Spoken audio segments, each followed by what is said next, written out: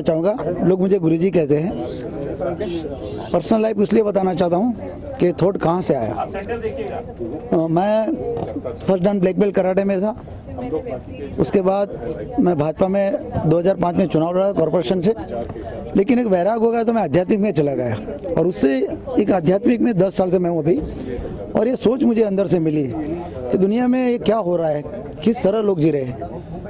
तो इतना मैं गहराई में चला गया था, तो मैं तो समाधि में लेने की भी तैयारी कर दी थी, लेकिन पता नहीं कुदरत ने मुझे फिर वापस भेज दिया होगा यहाँ कि अच्छे मैसेज के लिए।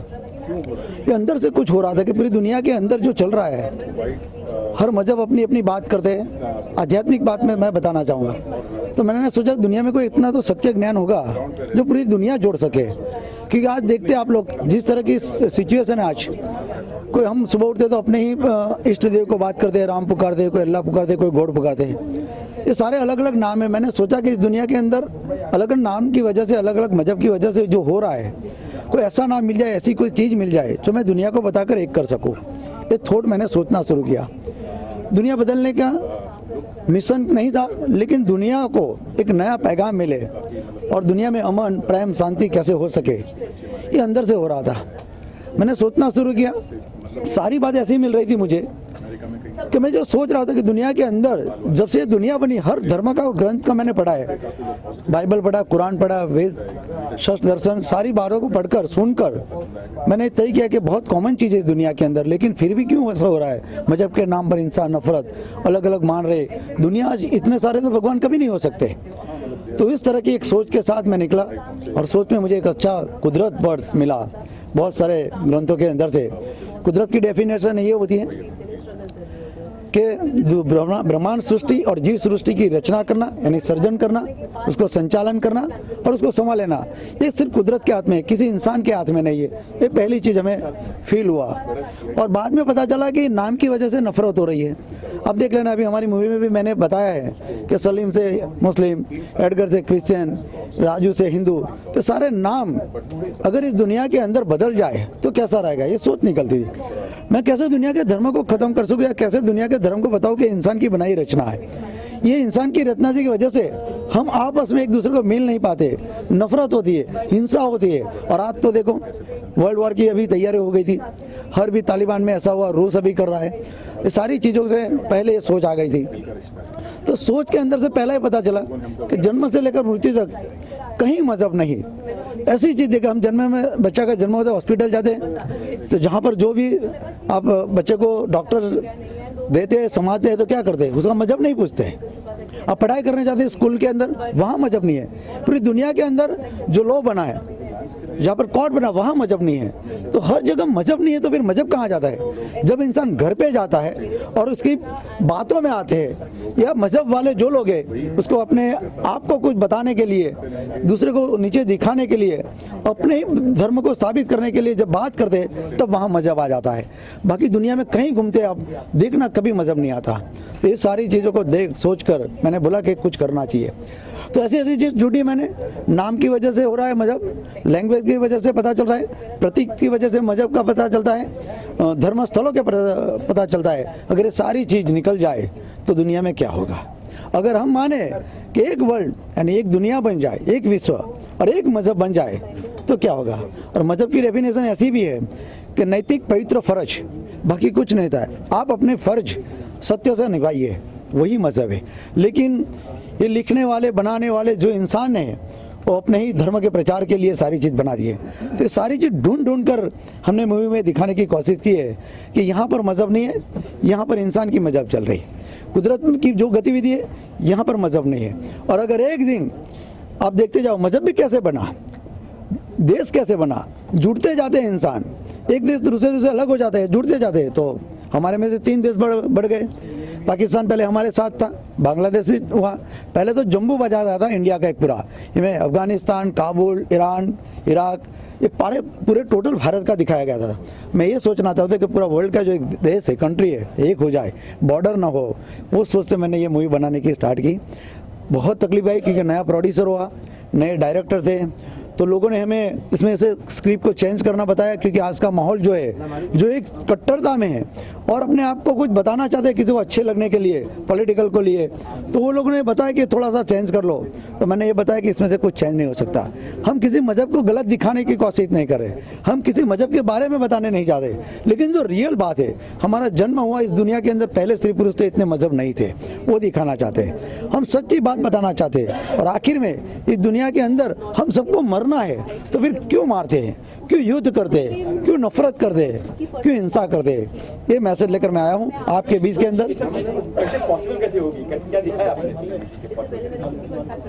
आप पूछो कि मजहब होना चाहिए, सिर्फ मैं बात कर रहा हूँ। जन्म से कहीं भी बच्चा का नाम देखा आपने, उसके पास प्रतीक था, उसके पास लैंग्वेज थी, हाँ, तो ये इंसान की बनाई रचना मजहब है।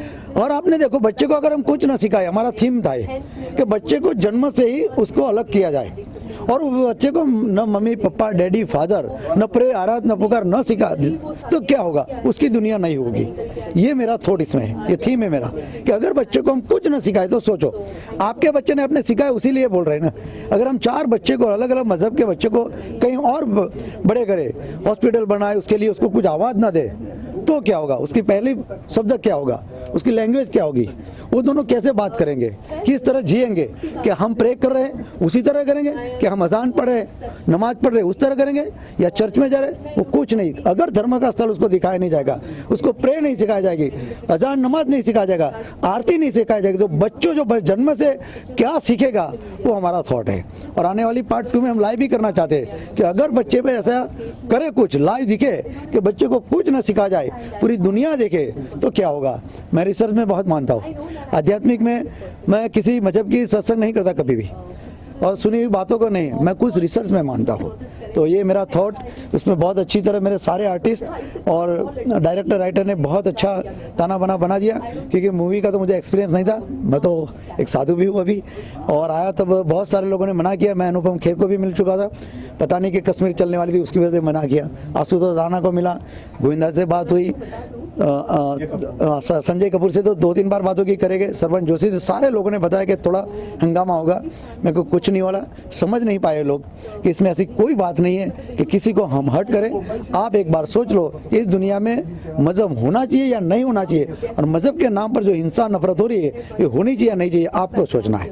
अभी कंटेम्प्रेरी जो टाइम चल रहा है 2022 में, मतलब 21वीं सदी में हम लोग मजहब धर्म के ऊपर फिल्म बना रहे हैं, तो मुझे ऐसा लगा थोड़ा एंशिएंट है, तो मैंने बोला यार अभी धर्म वर्म के ऊपर फिल्म बना रहे, मतलब मुझे समझ में नहीं आया। उसके बाद उन्होंने स्टोरी का नरेशन दिया, वो रीज़न क्या था, उनका कॉन्सेप्ट क्या था, थॉट क्या था, और वो थॉट के पीछे जो सच्चाई थी उसको मैं समझ रहा था कि भाई वाकई में बहुत अच्छा और नोबल थॉट है।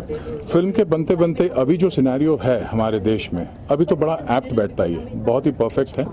Creator is basically the creator of this world, जिसने इस संसार को रचा है, जिसने कोई भेदभाव नहीं किया। भेदभाव हम जैसे लोगों ने ही किया है, धर्म को लेके या एक बिलीफ को लेके। मैं अगर कोई चीज़ सही समझता हूँ, कोई गलत समझता है उसको, तो एक बिलीफ में जो बटा हुआ है और उसको लेके इंटॉलरेंट हो गए। तो ये जो अभी वर्ल्ड हम लोग क्रिएट कर रहे हैं, उस वर्ल्ड में आई थिंक ये फिल्म बहुत ही परफेक्ट है, जहाँ पे हम लोग सिखाते हैं कि बच्चों को, इसमें ये जो कैरेक्टर है डॉक्टर रे जो मैं प्ले कर रहा हूँ, उसका रिसर्च ही ये है कि बच्चों को कुछ भी ना सिखाया जाए, चाहे वो हिंदू का बच्चा हो, मुसलमान, सिख, ईसाई या किसी भी धर्म का हो।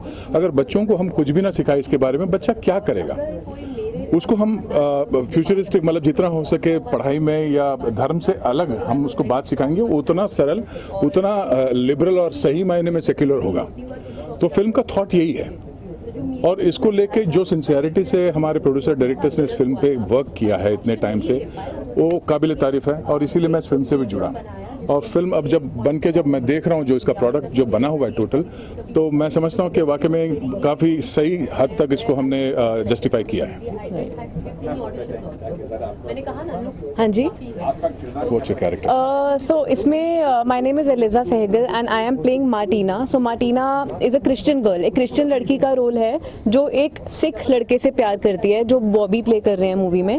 So अगेन हमारा मूवी का पूरा थीम ही यही है, एक हिंदू मुस्लिम कपल है, सिख एंड क्रिश्चियन कपल है, जो कि हाँ मानते हैं कि ऑर्थोडॉक्स ये थिंकिंग होती थी, बट आज के टाइम पे भी कहीं कहीं इंडिया के एरियाज़ में ये चीज़ें अभी भी चलती हैं कि लोगों को नहीं मंजूर है क्रॉस कास्ट में मैरिज करना, प्यार करना या कुछ भी। तो अगेन हमारा मैसेज यही है कि हर इंसान सेम है, हर इंसान में खून, हर इंसान एक ही है। सिर्फ आपके रिलीजन डिफाइन करने से कोई डिवाइड नहीं हो जाते लोग कि हिंदू मुस्लिम वगैरह, कुछ भी नहीं है। हर इंसान सेम है, भगवान एक है, वो सिर्फ हमने भगवान की क्लासिफिकेशंस बना दी हैं कि डिवाइड कर दिया है। तो द क्रिएटर हमारा यही है, मतलब कि the creator is one for every human being on earth. So कोई डिफरेंशिएट नहीं करते, किसी के अगेंस्ट हेटरेड नहीं रखते और मिलजुल के एक दुनिया की तरह रहते हैं।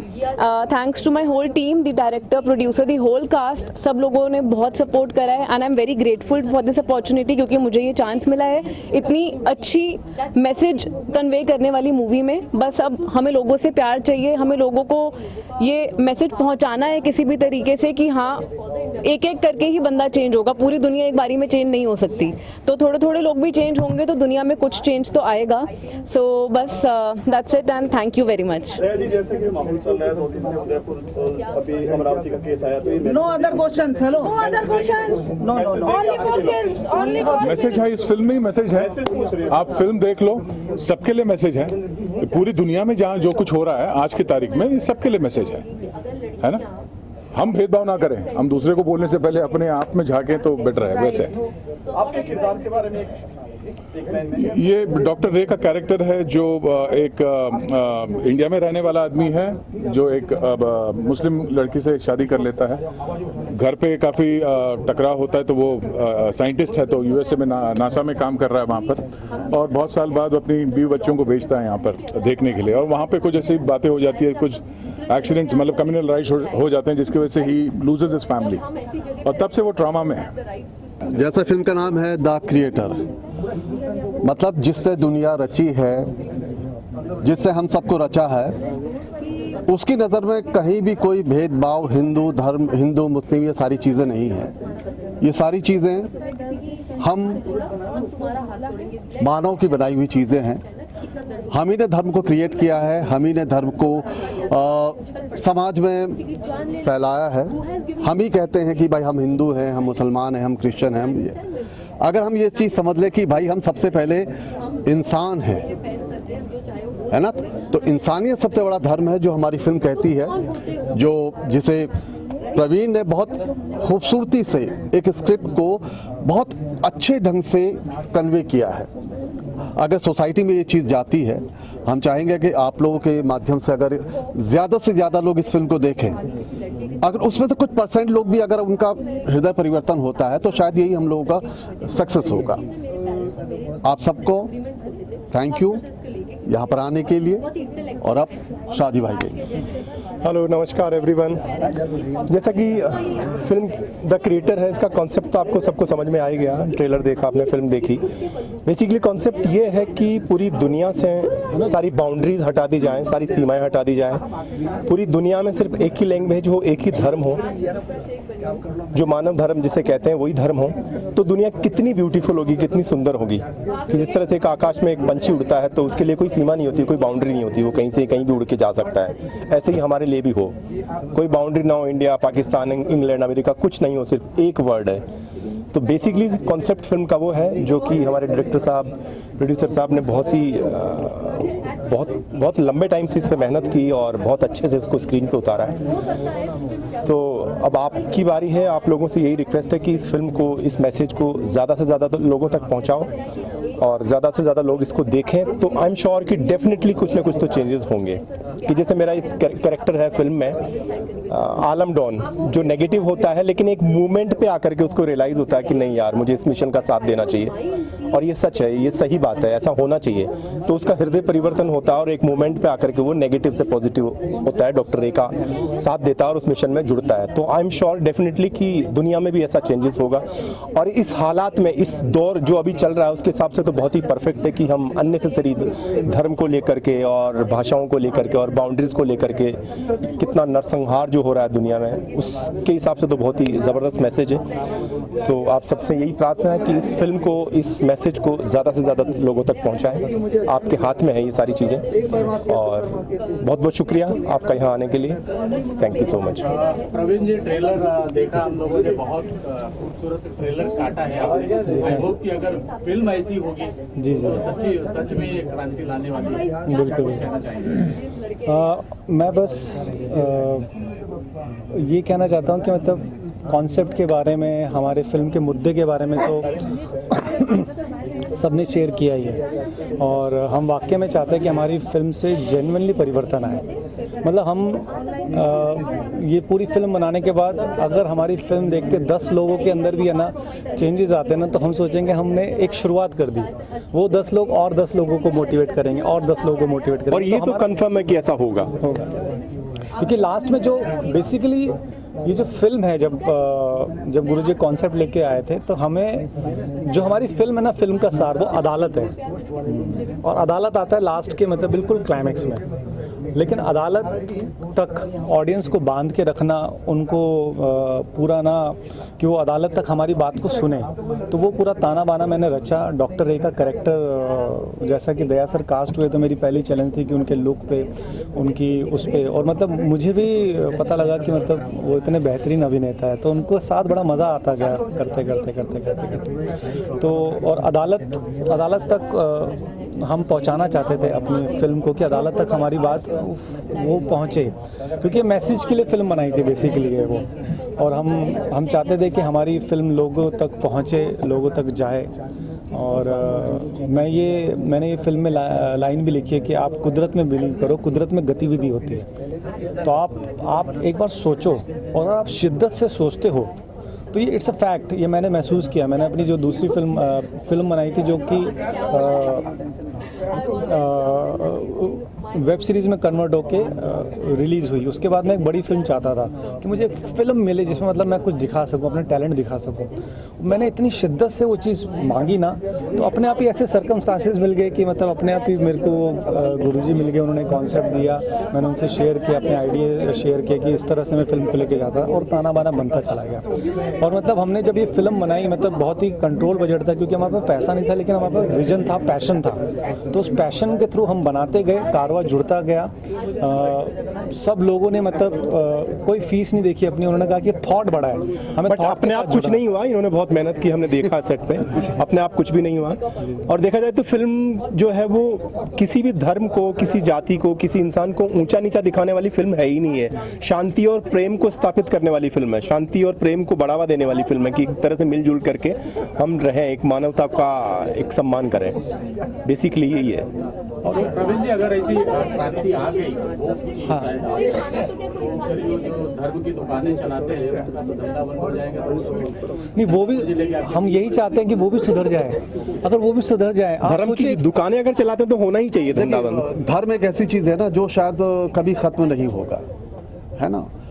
धर्म, सारे धर्म अच्छे हैं, बस हम लोगों को क्या उन धर्मों को समझने की भाई धर्म भी अगर हो तो मानव से बड़ा धर्म भी नहीं है ना। मानवता को पहले दर्जा दोगे तो अपने आप ही धर्म डाउन हो जाएगा। आप कुछ कहेंगे? मतलब मैं यही कहना चाहता हूँ कि मतलब जैसा आपने बोला कि अगर ख़त्म हो जाए, तो ये भी यही हमारा थॉट है, हमारा इमेजिनेशन है, एक कल्पना है। एक कल्पना हमने सोची है कि मतलब काश अगर ऐसा हो जाए तो क्या हो। आप सोचिए, 2 मिनट के लिए आंखें बंद कीजिए और इमेजिन कीजिए कि कोई वर्ल्ड में बॉर्डर ही नहीं है। जैसे एक पंछी जो आज़ाद पंछी की तरह उड़ता है, उसको थोड़ा ना वीज़ा लगता है, उसको थोड़ा ना बॉर्डर पे कोई चेकिंग लगती है क्या, वो तो आज़ाद पंछी की तरह उड़ता है। और जब पहला स्त्री पहला पुरुष हुआ था, तब कौन सी बॉर्डर थी? तब कुछ नहीं था। तो हम वही इमेजिन कर रहे हैं कि अगर काश ऐसा हो जाए कि Pakistan, India, Afghanistan, America, Australia, पूरे वर्ल्ड के देश एक हो जाए। तो जैसे कि मैंने आप लोगों को पहले भी बताया कि मेरा किरदार ही ऐसा है जो कि मैंने खुद पर्सनली एक्सपीरियंस किया है। मुझे इनफैक्ट पता भी नहीं था कि ऐसी कोई मूवी मेरे रास्ते में आ जाएगी। ठीक है, कुछ चीज़ जो आपकी लाइफ में पहले से हुई हो और वो चीज़ आप कैमरे पे दिखाना, it becomes such a emotional thing for you.